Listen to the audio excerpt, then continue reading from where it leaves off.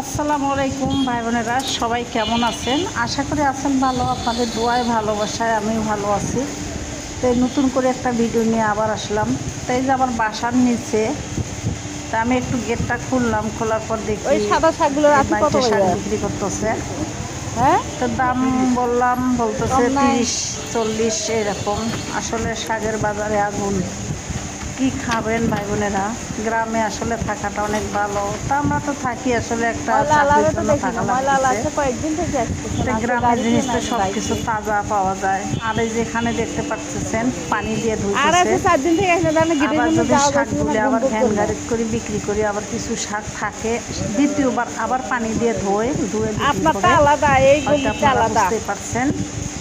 তো যাই হোক ভাই বোনেরা, কি আর ওই যে করার গাড়ি আছে। নিয়ে আসতে তা দেন আমি না, যে শাক গেটের নিবার কাছে জন্য ময়লা 4 আসিনি। দিন থেকে ময়লা আমার নিয়ে যায় বাসায় না। আছে কয়েকদিন থেকে ময়লা আলা আসে না। না না, ভাগ ভাগ এজন্য আছে। ময়লা আলা বাসি ফুক দিল। তা মনে করলাম বলি গেটের বাইরে মনে হয় তালা মারা আছে, গেটত তালাটা খুলি দেয়, ময়লাগুলো নিয়ে যাবে।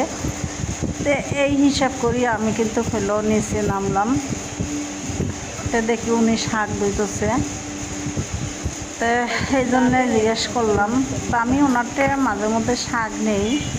তো আজকে আমি শাক নেব না, জিজ্ঞেস করলাম। তো যাই হোক, অনেক কথা বললাম। ভাই বোনেরা, এত কষ্ট করে ভিডিও বানাই, অবশ্যই একটা সাবস্ক্রাইব করে দিয়েন। সাবস্ক্রাইব করতে ভুলেন না। ফুল ভিডিওটা হাতে একটু সময় নিয়ে দেখবেন, অবশ্যই ভালো লাগবে।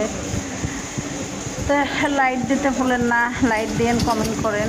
যে যেখান থেকে আমার ভিডিওটা দেখেন অবশ্যই লাইক দিয়েন ভাই বোনেরা। আসলে হয় কি, ঢাকা শহরে ভিডিও বানা অনেক কষ্ট। দেশ গ্রামে তো অনেক কিছু করে ভিডিও বানা যায়।